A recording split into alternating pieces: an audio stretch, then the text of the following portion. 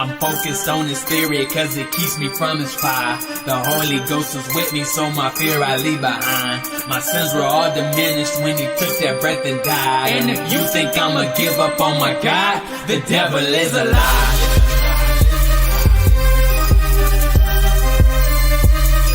The devil is a lie.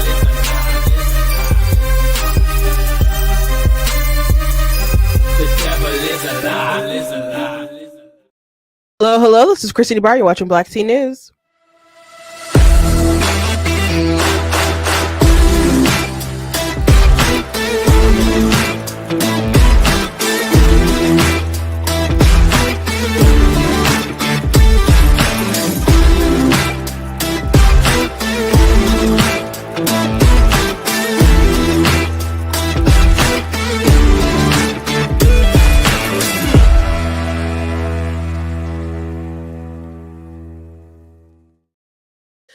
Hello. Welcome to Black Tea News. I'm your host, Christina Barr, and today we're going to be talking about JD Vance and some of the things he decided to lecture the Europeans about, free speech and so on. So I want to play a lengthy clip from him and talk about why it's a good thing that he lectured them. And unfortunately, from reports, it sounds like they're all kind of scoffing and rolling their eyes at him, but he stood on business, and I'm really, really grateful that JD Vance was the vice president choice, man. That was really good on Trump for doing that, because I don't think anybody could have, like, I'm not saying that there wouldn't be other good options, but he just really rose to the occasion. I also want to talk about this Louisiana case where there was a teen who got pregnant. Her mother wanted her to have an abortion, so she got pills from New York. They sent the pills from New York, didn't even talk to the daughter, and she made her daughter have an abortion, which ended up putting her in emergency. So they want to prosecute the abortion doctor, and New York is like, no way. So they're going back and forth. It's a big thing right now. And some of the replies from pro-choicers are just like monstrous. Like, well, I guess they're not pro-choice if they're justifying the mother forcing her daughter to have an abortion. They're like, she did what was best, and because she's a minor and she could have ruined her life, and it's not a baby, it's a thing. Just monstrous things that just throw the whole I'm pro-choice thing out of the window. Just straight out the window. And we'll be talking about some other things as well. But before we jump into it, I want to encourage you guys to go to blacktunies.com, check out different content on the website, different articles, videos, etc. If you like what I do here, please consider leaving a donation at blacktunies.com/donate, because it does cost a stream, run my site, all that good stuff. So you guys can support. I do very much appreciate you guys. You guys can also do super chats or like stickers and stuff if you're on YouTube. If you're watching it back later, you guys can do stars on Facebook, but the best way to support is online at the website. You guys can also check out different merch that's available at the store, different t-shirts that you can get, and we have different mugs as well. And I do have many books that you guys can check out. I have 18 that are published altogether. And one of the books that you guys can check out that I really, really recommend is a fiction book that I have. It's a historical fiction fantasy, takes place during the American Civil War. Imagine that, plus like superpowers and stuff. So if you're watching on Facebook and YouTube, there's a link in the description. That'll take you to a page where I have some of my books and stuff on there, so you guys can learn more, read more. And if you like it, I hope you guys will consider leaving a review. So yesterday we talked mostly about Kristen Hawkins and Abolitionist Rising and their back and forth. And I thought that people said some out of pocket things to Kristen, but she said some things that were way, way, way out of pocket and slanderous and dare I say crazy. They have a disagreement about whether or not women should be prosecuted for having an abortion. The Kristen believes that they should only go after doctors and people who facilitate the abortion, and the Abolitionist Rising or the abolitionist movement says equal justice. If you commit the crime, then you need to be punished, and that child does need justice. And if you, like, just like a man would unalive their child and they would be punished, if a woman does that of her own free will, she needs to be punished too. And also, if you don't do that, then technically the person who's likely to have the abortion and also be the abortionist, because most abortions occur by taking of the pill, you're going to bake in immunity into every single pro-life legislation you'll ever make, because they could just go ahead and do it on their own. So there's a back and forth that they've been having. We talked about it yesterday at length, but it's continuing. There's people who are, saying uh they want to debate, and she's blocking people for asking. And uh I think they should have a good faith conversation about this issue. But she even claimed that the social media director made a comment about leaving her kids sick at home to jet set across the country, and that's not true. Sam Riley, who's a media director for them, didn't say that. Someone else said stuff like that, and we pointed to someone who I scolded. And it's I don't know. There's a lot of bad faith stuff going on, and I just wish that we could have real conversations. Now, she did post out a pretty lengthy post about some of her views, and I saw an older video where she explained some of her views about why we don't criminalize stuff, and I thought it was kind of wacky, to be frank. So I'm going to go ahead and play it for you guys, cuz it's an interesting argument. I just don't think it applies. So I just wanted to add some more context to, I guess, her opinion on this stuff. Know exactly what's happening. Those who advocate for putting women in jail who've had abortion, they're prosecutionists. I don't know if they're mad that Jesus forgave the thief on the cross or not, but I think we need to be very clear here in the pro-life movement when we say we love her both and what that means. We know from, and you can see a couple of decades now of legal battles here in the United States on the war on drugs, that going after an individual teen who might be buying a bag of marijuana, putting that teen in jail, isn't going to be as effective as putting in jail the person who sold them that marijuana. We know from the war on drugs, we need to go after the drug industry. We need to go after the traffickers. So when we're talking in the pro-life movement about our desire to make abortion illegal, we've always been very clear. Abortion should be illegal, and those who commit abortions, those who know exactly what they're doing, who literally tear apart babies in the womb, there should be criminal punishments for those people once abortion has been made illegal. But tragically, as Charlie pointed out, majority of women who seek abortions are not fully consented and given informed consent about what abortion means.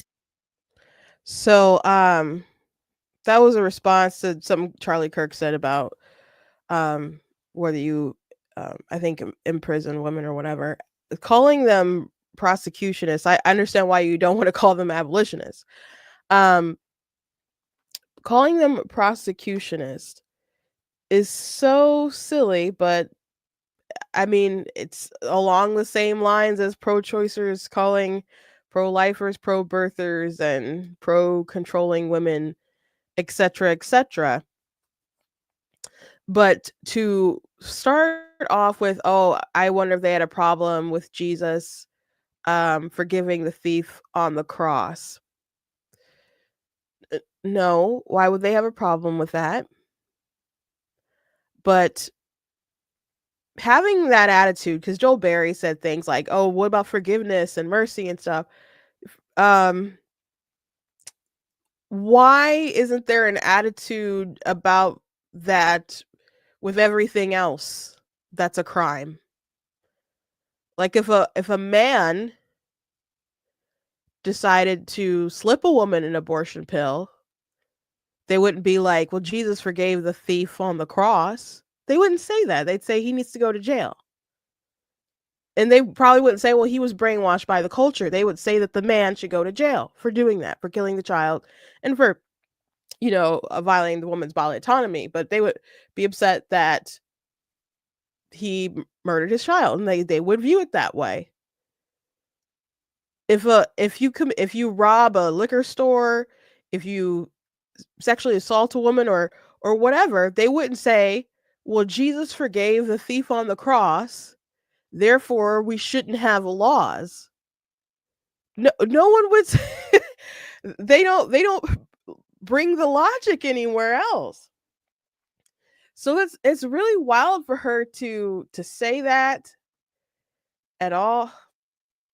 But to compare it to the war on drugs and saying like, oh, well, going after the person who takes the marijuana is bad. You have to go after people who sell it, which I guess people would argue not to do that either. But people feel like drugs, it's a victimless crime. If they're, I don't feel, maybe you don't know enough drug addicts. I don't feel like it's a victimless crime, but it's not like selling drugs. It's not like that at all. I would say that's a bad analogy. Like Democrats, they want to go when someone commits a school shooting or some goes after someone with a gun. They don't just want to go after the person who actually did the crime. They want to go after the gun manufacturers. I feel like she wants to not go after the person who actually does the shooting, but wants to go after the manufacturers. And I don't think that's a good analogy either, because this is just talking about a conspiracy to commit a murder. It's a conspiracy to commit a murder. So what would happen? Let's just fast forward time. It's the same child and they're just out of the womb, but the mother still wants them gone.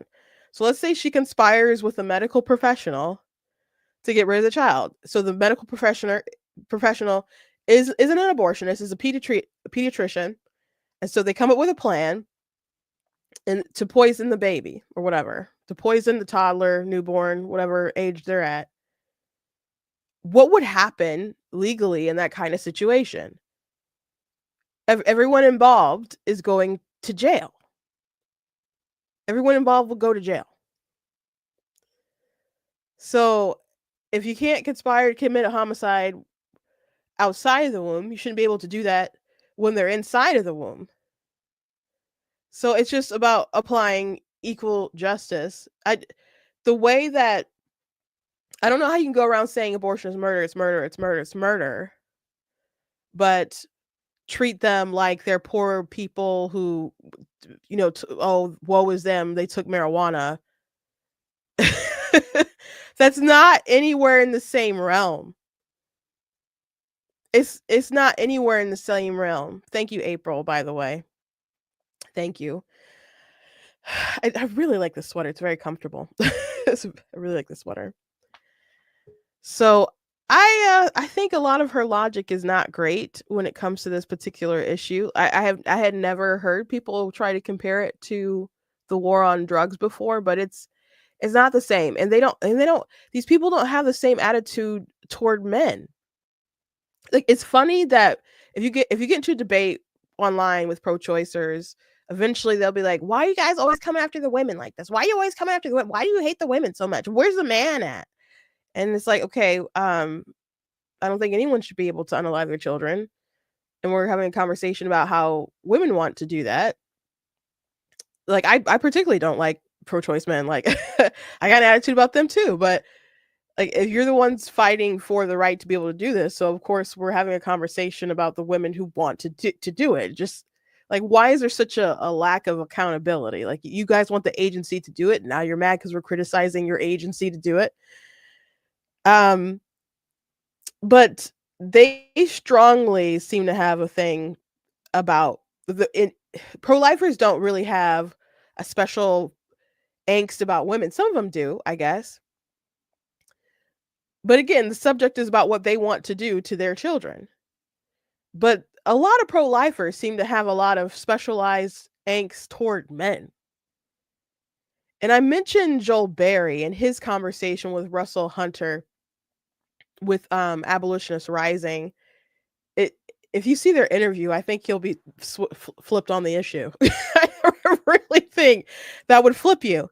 But I mentioned that he kept infantilizing women and he would attack men, but he would infantilize women, like, oh, they're the weak, we're supposed to protect them, and et cetera, and God made man first, and God put men above the women, and that's why, we are going to have mercy toward them. But as if, like, so, and the way that he's talking, like, so what, women shouldn't be held accountable for any crime that they commit? What if they sexually assault a child? Which, by the way, there's a woman, like, last week or whatever, who got Teacher of the Year, and she was sleeping with one of her students and whatever, got sentenced. Like, there's some evil women out here doing some twisted stuff. You can't just get a pass because you're a woman. That's crazy, and that's not treating everyone like they're equal. And I guess maybe they don't feel like we're the equal sex, but Kirsten thinks that we're better than men. I played a clip for you guys the other day, but someone posted this Joel Berry tweet, and I think I've maybe seen this before, but I didn't save it. But abortion was invented by men and for men. Abortion was legalized by men and for men. Hookup culture was created by men and for men. Abortion will go away if men regain their honor and start taking their mandate to protect women and children seriously. Now, I think there's a lot of truth to that statement, but it doesn't make sense why there's so much animosity toward men, as if women had nothing to do with it. There were men who, like, who were part of the movement, like NARAL, and fudge the numbers to trick feminists to support abortion and all that stuff. So men have a mighty hand in this. Of course, all the justices who decided Roe v. Wade were all men, and hookup culture definitely benefited men.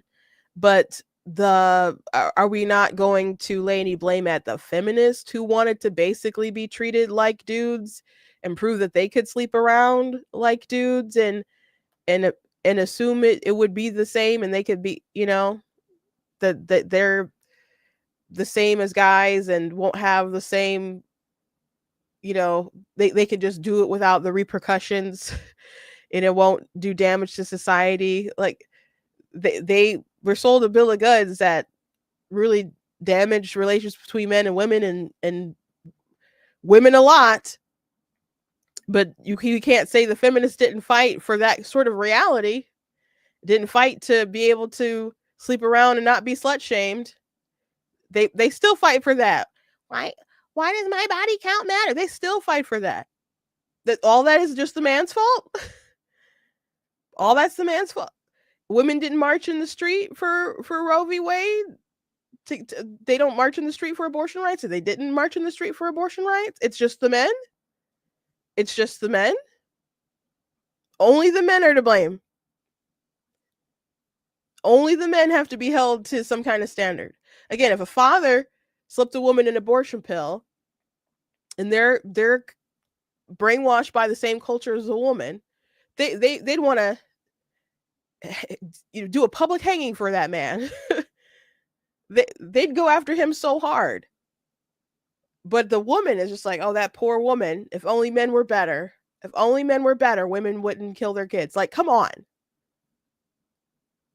Men and women can both be equally evil. They can both make bad decisions. And I don't understand why we are out here pretending like, I'm thinking about the Me Too movement stuff. When they're like, believe all women, believe all women. And there's a good motivation behind that, because there's women who haven't been believed, who've been abused. And so I understand that. But deep down, women know that women lie. Like, women know that there are women who set men up. And then there are women who went around exaggerating their experiences. So maybe they weren't even essayed, but they just kind of regretted sex the next morning and tried to make the guy seem like he was a terrible person who took advantage. And that wasn't even the case. So we know that women are complicated and flawed, just like men are. But they have agency. They have agency. So I don't understand this. Someone's gonna have to explain it to me. Someone's going to have to explain this to me. And by the way, Joel can't really explain it because I listened to him try to explain this mentality, and it wasn't good. Because this idea, going back to what Kristen Hawkins said about she doesn't like that the abolitionists want to prosecute women for having their abortions. And she said, oh, I bet they didn't like that Jesus forgave the thief on the cross. If you don't believe women should be punished for crime of abortion, and you're arguing, well, Jesus forgives, Jesus grants mercy. Okay, then just there goes all the laws. Nothing should be criminalized. But that doesn't make any sense because they know, or they ought to know, that we're not just called to love mercy, but we're called to do justice, and we're supposed to establish justice. And that's what the abolitionists push, that we're supposed to establish justice. So, the abortion thing, to me, it's not just the fact that I don't want the children to die, but if they are killed, they do deserve justice. Just like if I'm killed, like the conscious thing, when they say, oh, it doesn't matter if something's not conscious. I'm like, okay, but if I'm killed, I won't be conscious anymore. I won't have a future conscious experience. I'll be gone. And if you don't believe in an afterlife or anything like that, I'm just gone. I won't have any memories because I care about people with past consciousness because they have memories and identities and all that. I'm gone. But if someone takes my life, there should be justice for me because I was deprived of my life. So if there's that deprivation, for me, there should be justice, and there should be justice for that child in the womb too. So I can understand, because she wrote in a post that these things won't get passed. These abolitionist bills won't get passed. And if the real reason why she really doesn't want to support it is because she doesn't think they'll pass, then just be honest and say that. And we can have that debate. We can have that argument. But pretending like women are not culpable for their actions is just sexist and demeaning. Anyway, let's get to this JD Vance stuff. I don't know. I want to talk about this for like an hour again. Let's get to JD Vance. Okay, you guys know that I'm so glad that JD Vance became the vice president and that he was the pick. At first, I was like, I don't know. Like, there's some things he said about Trump they're obviously going to use in ads and confront him about it. Now, he had good explanations he had amazing explanations to why he changed his mind on Donald Trump. Like, well, you said he makes people that you love afraid and that he's like a Hitler. And so what happened? And he's like, well, I was uninformed because I listened to you guys. I listened to the media and I was misinformed. So he gets to dunk on the media for all the false things they said about Trump and then look, like an elevated person because he got to know him and did his own research. So, he had good explanations for his shift. Like Kamala Harris, she seemed to have shifted on positions that she didn't really shift on. Other people claim that she did, but there's no explanations for the shifts. JD Vance, he had explanations for his shift on Trump. And he was just so well spoken. And he's so good in interviews. Like, so many times they'll ask questions in the interviews and he just won't allow the question to continue the way they're asking it if he doesn't buy into the premise. And he's so good at stopping all these people in their tracks, and they could send him anywhere and he could do really well. I was actually campaigning for him to like go on the Breakfast Club, like with people who I knew in the administration. I'm like, JD Vance can do it. JD Vance, he can do it. He can do it. He should go on the Breakfast Club. And Laura Trump ended up going on there. I was like, I don't know about that, but she did a good job. She did do a good job. but JD Vance, I wanted him to go on the Breakfast Club. Now they didn't need to, and they ended up winning and stuff. But I would love if he did that. But he could definitely could have pulled it off. So he gave a speech among the Europeans, and they didn't seem to like it too much. But he stood on business. So I want to play what he had to say. I look to Brussels, where EU commissars warn citizens that they intend to shut down social media during times of civil unrest the moment they spot what they've judged to be, quote, hateful content. Or to this very country, where police have carried out raids against citizens suspected of posting anti-feminist comments online as part of, quote, combating misogyny on the internet, a day of action. I look to Sweden, where 2 weeks ago the government convicted a Christian activist for participating in Koran burnings that resulted in his friend's murder. And as the judge in his case chillingly noted, Sweden's laws to supposedly protect free expression do not, in fact, grant, and I'm quoting, a free pass to do or say anything without risking offending the group that holds that belief. And perhaps he's going to go on, but I do want to note that I did hear about that story that he's referring to. I mean, I knew about most of these things that he's mentioning, but I mentioned it maybe about 2 weeks ago, a little bit, that there was an activist who was shot and killed, and it's believed that he was killed because he had protested and burned the Quran, and his friend ended up being arrested for participating in hate speech and stuff. And it's like, guys, where are your priorities, man? And that they're so caught up on hate speech laws, and they're so caught up in being so friendly toward Islam and other stuff like that, that people would protest. Like there's people who feel entitled to be able to murder someone for burning a book. And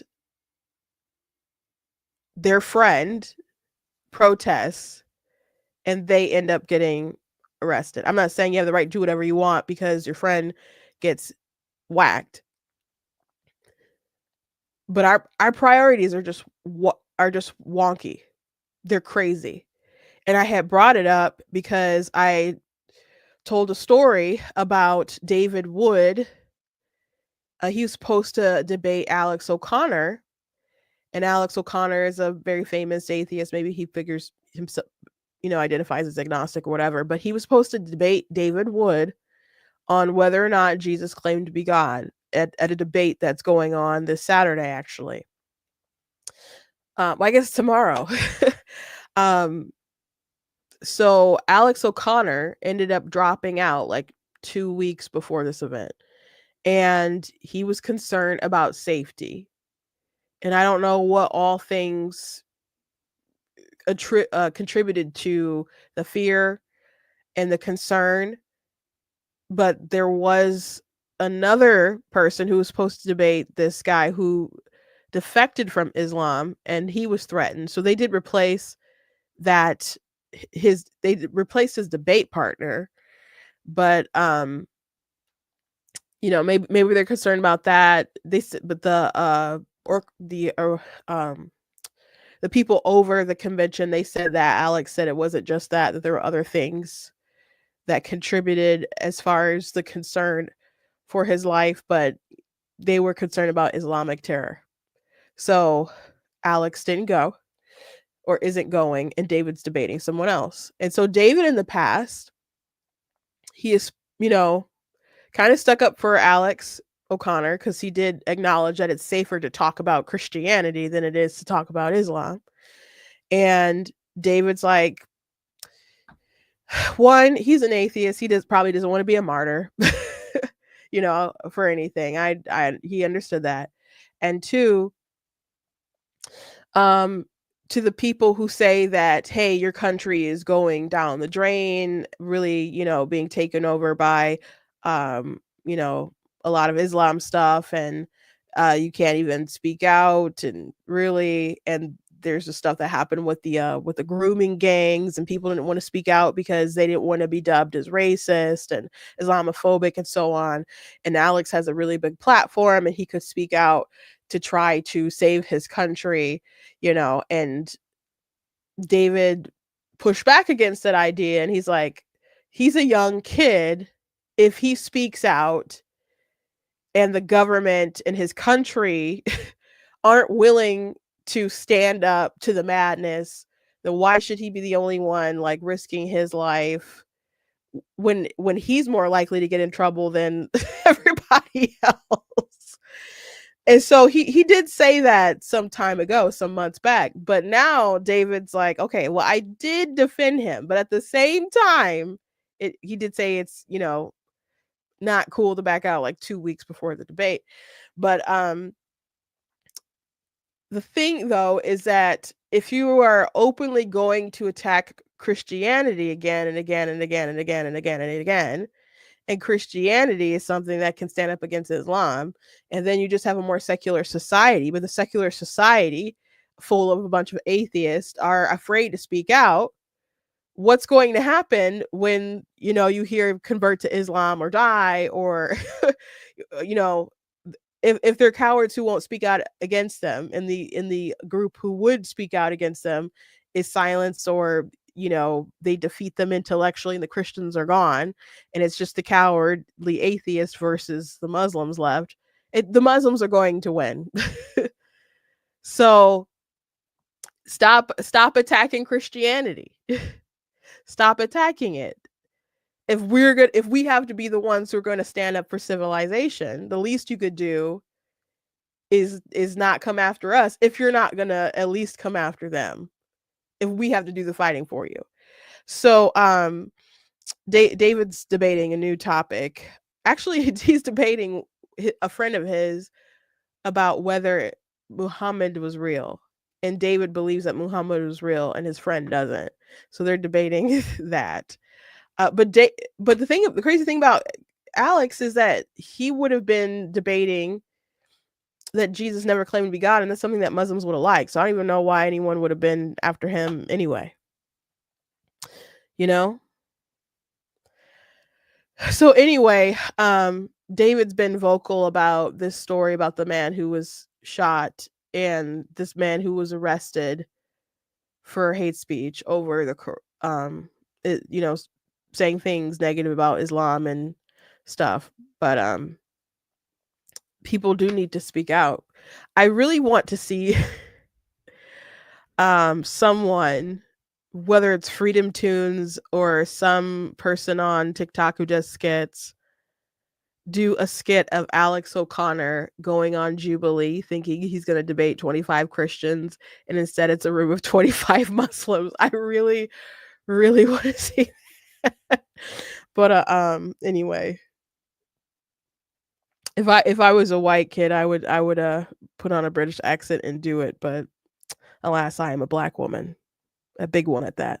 Perhaps most concerningly, I look to our very dear friends, the United Kingdom, where the backslide away from conscience rights has placed the basic liberties of religious Britons in particular in the crosshairs.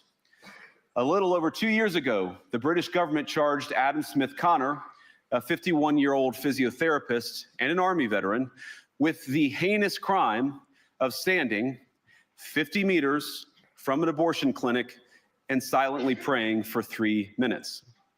Not obstructing anyone, not interacting with anyone, just silently praying on his own. And after British law enforcement spotted him and demanded to know what he was praying for, Adam replied simply, it was on behalf of the unborn son he and his former girlfriend had aborted years before. Now, the officers were not moved. Adam was found guilty of breaking the government's new buffer zones law, which criminalizes silent prayer and other actions that could influence a person's decision within 200 meters of an abortion facility. Now,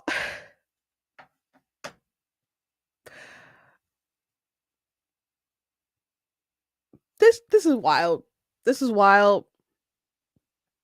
Not just wild because, you know, the violation of free speech and religious liberty and going after people for thought crimes at all, period. But the fact that he's praying for the child that he and his girlfriend aborted years ago. So it's like his own sin, his own victim that he regrets doing that, and he's praying. So it's very much his business. It's very much his flipping business. And then he still gets arrested for that. That's crazy. It's one of the rudest, most awful things I've heard. That is insane. People out here in the pro-choice community, they're like, my body, my choice. How is it any of your business? How was it any of their business? And he's standing there praying about his business, not even someone else to not abort, not harassing anyone else, thinking about a past mistake that he made. The story's crazy. He was sentenced to pay thousands of pounds in legal costs to the prosecution. Now, I wish I could say that this was a fluke, a one-off crazy example of a badly written law being enacted against a single person. But no, this last October, just a few months ago, the Scottish government began distributing letters to citizens whose houses lay within so-called safe access zones, warning them that even private prayer within their own homes may amount to breaking the law. Naturally, the government urged readers to report any fellow citizens suspected guilty of thought crime. In Britain and across Europe, free speech, I fear, is in retreat. It is in retreat. It's been in retreat.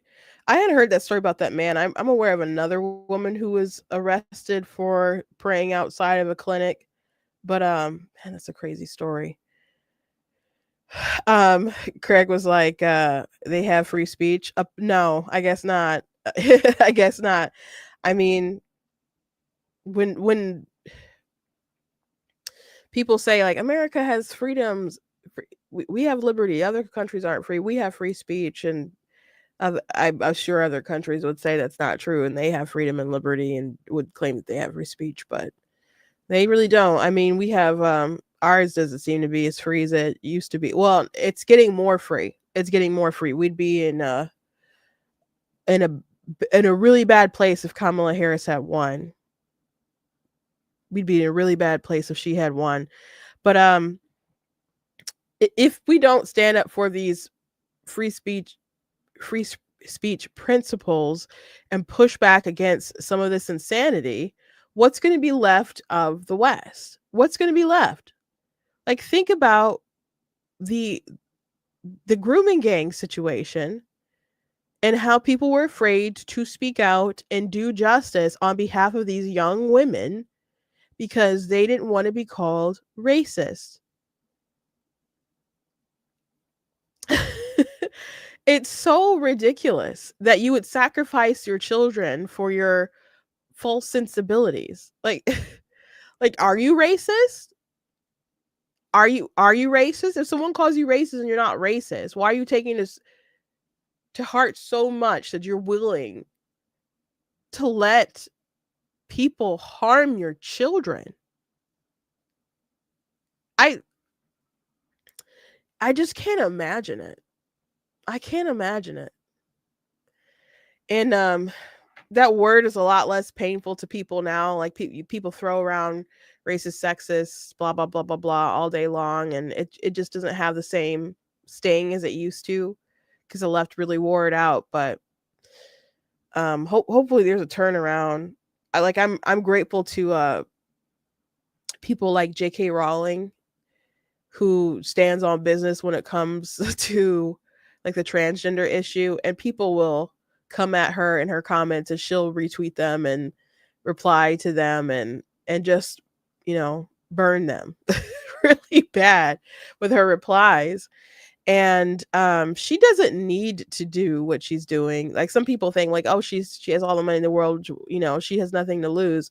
But what does she have to gain from it? You know, personally, you know, she doesn't need to do it, but she sees that it's important.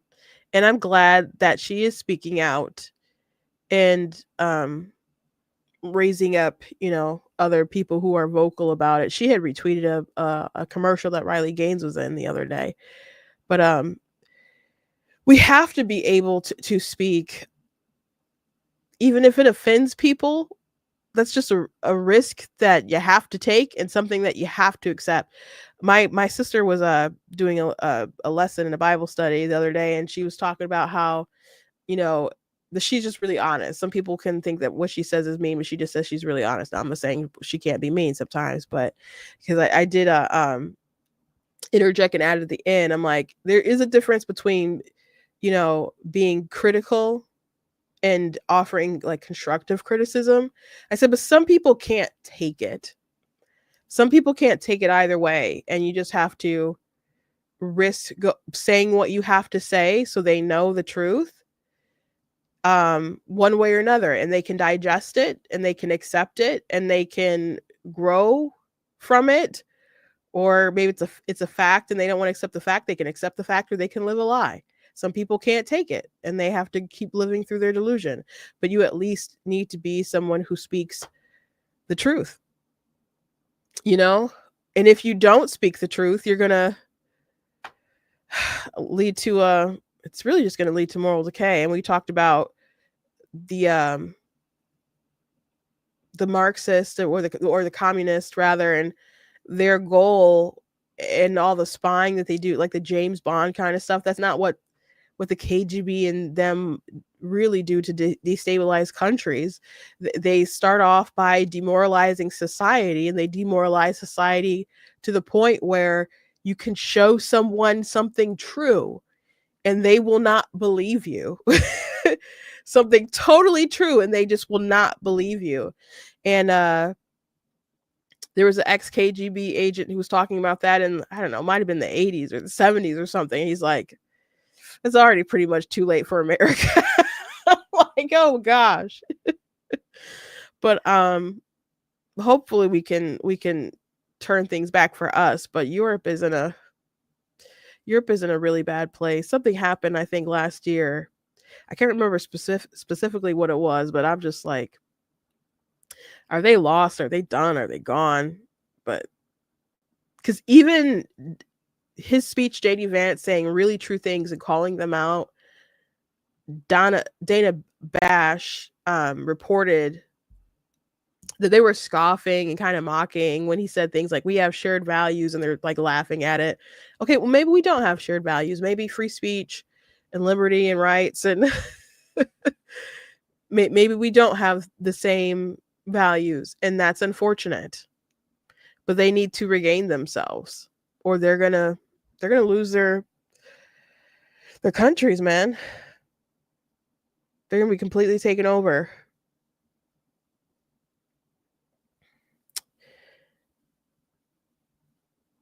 My sister said, you would think that the UK would look at their history concerning religious freedom and actually learn something. You would think. You would think. There's a lot of lessons that they ought to have learned, but unfortunately, they ain't getting there, I guess. Not anytime soon, perhaps, but we'll keep praying for them. Because, you know, it'll only be bad if they, like, completely fall to the madness. You know, we can't be the lone island of sanity. Perhaps we are, but it's not good. It's not good. But anyway, let's move on. I had mentioned before the story in Louisiana about a minor who became pregnant, who wanted the baby. Her mom didn't want her to have the baby. And so she procured abortion pills from New York, just filled like a form and was sent the pills and stuff. The doctor did not talk to the daughter who was pregnant. So if you want to talk about, oh, they're just treating their patient, he wasn't just They just weren't treating their patient. I think it was I can't remember this. I think maybe it was a female doctor, but they weren't just treating their patient. They sent the pills. The mom made the girl take them, and then she ended up having to go to emergency because these pills are not as safe as they pretend. Planned Parenthood advocates and stuff, they go around claiming that the abortion pill is safer than Tylenol. That's what they claim. Now, does that sound right to you? Does it sound like that makes any sense in any world to you? Does it? Does it sound like it makes sense? Because it's not true. First of all, we get the obvious out of the way that it's not designed to be safe. It's designed to kill someone. So there's that. It's not designed to be safe. But as far as the mother ingesting it, no, it is not safer for them to take it rather than Tylenol. There's more people who take Tylenol than abortion pills. Sure. So there's a more volume of people who will take it. And there's people who will take it and will take too many and will have to end up in emergency or get their stomach pumped or might get sick or whatever. But as far as taking the recommended dose of Tylenol versus the recommended dose or the pill that you're supposed to take for the abortion pill is quite more dangerous. But those are the kinds of lies that they push, and it's pretty remarkable. I just wanted to throw that out there because I've heard it more than once. But anyway, here's the governor here talking about this case. Yesterday, I signed off an extradition form, and the warrant was sent to New York at the request of the Attorney General of this Bureau and the District Attorney Tony Clayton. And let me be clear what this case is about. This is about a case in which a minor in Louisiana got pregnant. This woman was excited to have a baby, and she was actually planning a gender reveal party.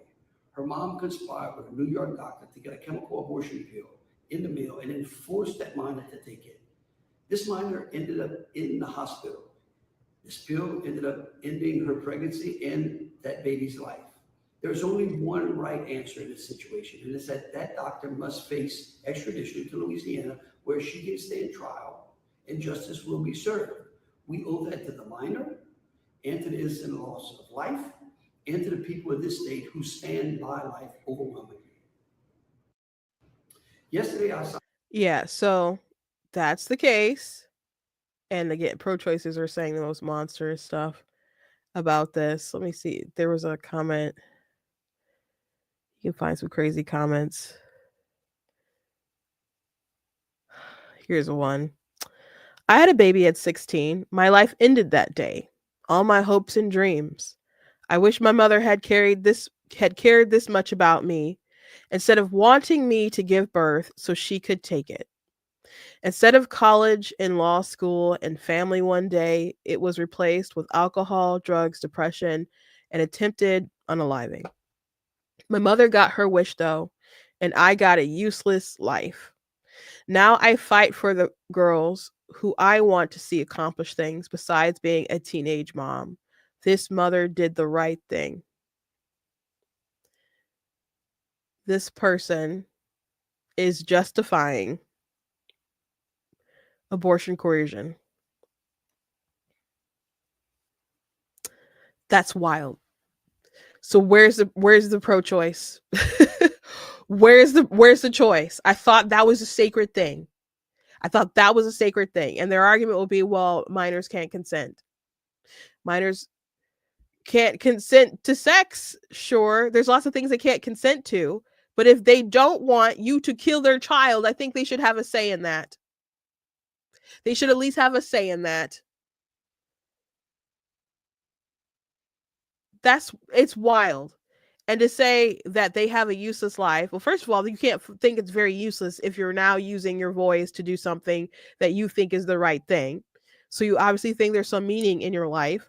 And this woman isn't young, or I think she was she had said her age somewhere in the comments. She's 63. You had a child at 16 and you're 63. If you had a loser life, if your whole life is amounted to you being a loser, don't blame that on your mom. Don't blame that on your mom and don't blame that on your kid. You're 63 years old. Buck up. That is not your child's fault. That's not your mom's fault. At some point in time, you have to take accountability for yourself. You've lived a lot of life at 63. Your child should be grown. Your child should be grown. And then what? Do you wish that child was dead? Do you wish your child was dead? That's what you is the life that your child had meaningless? How hateful of a person can you be to say this stuff and to put on the internet? It's so wild. It's so freaking wild to me. How do you know you wouldn't have been in alcohol, drugs, and depression and attempting to unalive your life if you did have the abortion? Because women who have abortions can also suffer and more likely are to suffer different mental health harms, including there's a woman I interviewed and she said she didn't really connect all the dots to her alcohol and drug abuse and overeating and then like obsessive exercising, all the different issues that she had to her abortion that she had when she was young. It took her years to connect all the dots to the psychological harm that she did to herself. So these are the kinds of things that folks are saying, like, oh no, the mother was right. She had to make the decision for her child. I don't even know how young this girl is. I just know she's a minor. I can't find how old she is. If someone else knows, they can let me know. But some people said that she was young, but I can't find anything like official about it. So I think it's just some people are like she was 13. I haven't seen anything about that being the case. But still, to force your kid to do that is wild, and people to be out here defending it. So Kathy Hochul has been like, "Nah, we ain't doing that." So I'm gonna play this video. She's made more than one. At 1:41 today, this office received an order of extradition for a New York doctor, an abortion provider who lives upstate. In the state of New York, at my direction, we have put in place strict shield laws that anticipate this very situation, that in the aftermath of the overturning of Roe v. Wade, the established law for 49 years that gave women rights that my mother's generation had to fight for, that my generation took for granted, that are no longer there for my daughter's generation. After 49 years of having the established law of the nation overturned by this Supreme Court, we knew that in the state of New York, that we had providers who could be vulnerable. Louisiana has changed their laws, but that has no bearing on the laws here in the state of New York. Doctors take an oath to protect their patients. It wasn't I the took an oath doctor's of office patient. to protect all New Yorkers, and I will uphold not only our Constitution, but the laws of our land.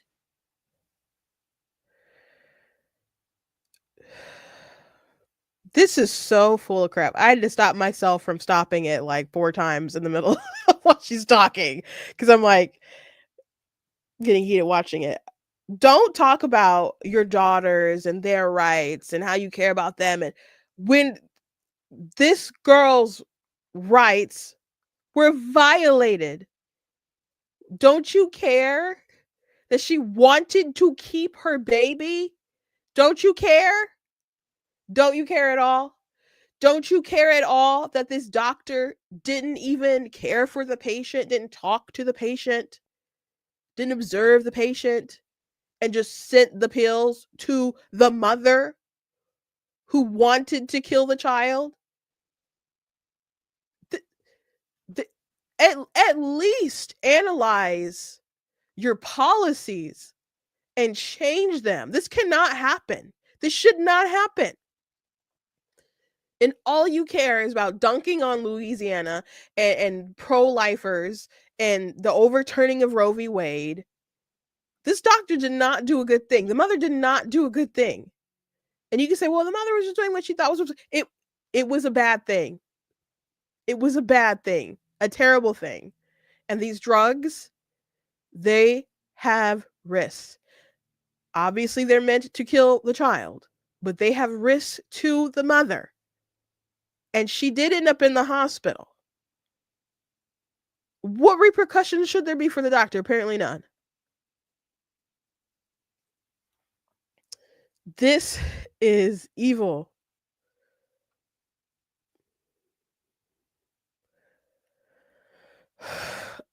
But I already knew this woman was evil. I already knew this woman was evil. Somebody in my comments, I don't know if they're here today.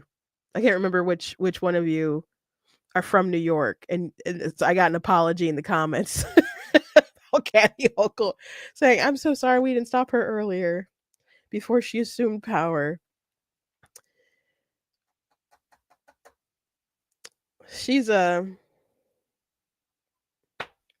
these folks are crazy, man. I don't know what else to say. They are not pro-choice. Some people are just literally pro-abortion. They're literally just pro-abortion. I was listening to a live last night while I was out driving, and there's a TikTok debate, and the person hosting the debate, it was an American, and somehow most of their guest requests, though, they're coming in, were from like the UK, and there was one guy, I think he was from Ireland, and he didn't. His accent was interesting though, but didn't seem like it fit the region. But his justification for abortion was that, well, we make decisions every day that could lead to someone possibly dying, so we don't value life as much as we claim that as much as pro-lifers claim. And when they're like, that's not a good argument. He's like, no, you guys are just, maybe it's too highbrow. You're not making a good argument. And it's like, there's a difference between deliberately killing someone versus maybe your actions can somehow ultimately lead to someone. Like, he brought up car accidents. He's like, people get into car accidents all the time, but we still say, hey, we can go drive cars even though someone might die. And if you're like, how does that somehow jump to it's okay to have abortions? The conversation was not fruitful. Did not end up going anywhere. But this guy was like really arrogant in the conversation that he was having, because he just thought he had a good point, and he certainly did not. He certainly did not. But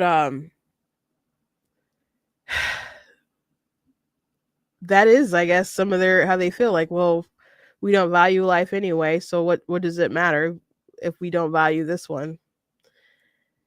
And I think the fact that so many people don't value that life is an outgrowth of how society has become so, I don't know, violent and less empathetic toward one another. So if you don't get the life issue right, you don't get a lot of the other ones right either. But I'll pray for Kathy Hochul, because she needed. I mean, we all need prayer, but dear Lord, what an incredible thing to say. Anyway, before I let you go, there was something interesting that happened that was reported on the other day that I didn't get around to mentioning. So, you know how Donald Trump talked about how he wanted to build up, basically take Gaza and own it and build it up, and like America own it and stuff. And he was going to get the different Arab nations to see if they could pitch in and build it up, and it would be like the Riviera or whatever.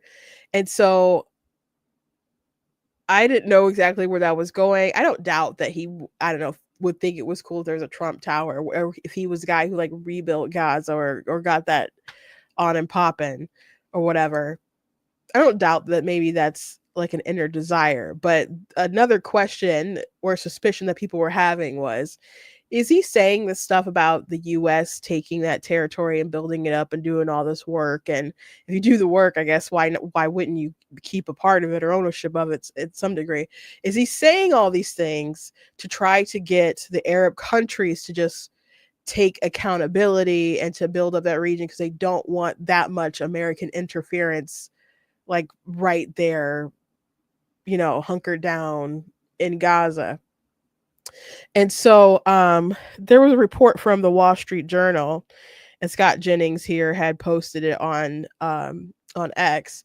He said, not he said, but from the article, Egypt has launched a diplomatic blitz to corral support for an Arab-led and funded initiative to rebuild the Gaza Strip, setting aside old political concerns in hopes of boxing out a Trump plan that is wildly unpopular across the Arab world. Arab states that had once hoped to use their funding capacity to push a Palestinian state are now under pressure to prevent a mass displacement of Gazans that could destabilize any countries pressed to take them in. So very interesting. So I know that he doesn't want all us to pay for everything. Because we're talking about cutting money and not being that involved in other stuff. So if he can get them to go ahead and clean out Gaza, rebuild Gaza, take care of the Palestinians in their countries, and keep them there or whatever. Just I really don't want to take in refugees here. That I really, really don't. I'd be mad if he took them in. Is this part of the master plan to just get to trick all of them into just doing the work and working together? Because I don't doubt that he would love to like build up Gaza and be like, I'm the one who did that. But at the same time, that's a headache, right? That's a headache. And there's so many other things to be doing. And that's their region. That's their mess. They can fix it and put in the money and, and get to getting. So I'm just saying there could be some 4D chess going on. There was suspicion that there's some 4D chess, and maybe the 4D chess is, maybe the game is becoming a little bit clear. So I just wanted to put that out there that could be the thing, and it could already be working. So Trump is very unpredictable. It's hard to know exactly what's going on, but he understands the Middle East more than a lot of other people in the past, like Barack Obama. So he's got to at least do better than Biden and Obama there. Anyway, thank you guys for joining me today. Please go to blacktnews.com, check out different content on my website, different articles, videos, etc. If you like what I do here, please consider leaving a donation at blacktnews.com/donate, because it does cost a stream and run my website, all the good stuff you guys can't support. I very much do appreciate it. Appreciate you guys. You guys can also look at different merch that's available there. Let me pull up something. Please check out some of my books I've written. I have chapter books. My picture book will be out sometime this year. But again, you guys can check out my historical fiction fantasy, The Color of God's Eyes. The follow-up is A Song on the Devil's Lips. And I do also have my nonfiction books. I have 2 of them, and one of them is, of course, God is Blatantly Against Abortion. Next week, I will be in DC for some time. I will, Thursday, but we're driving down there. So like Wednesday, Thursday, Friday, I'll be preoccupied, but so I won't be live with you guys. And I am totally coming down with something though. So if I'm really sick, I might have to, we'll see how I feel on Monday, but just putting that little warning out there that I may need to take a week off or something. But I do plan to see you guys on Monday, and hopefully I'll have to get some vitamins or something and juice and try to knock that out, because I really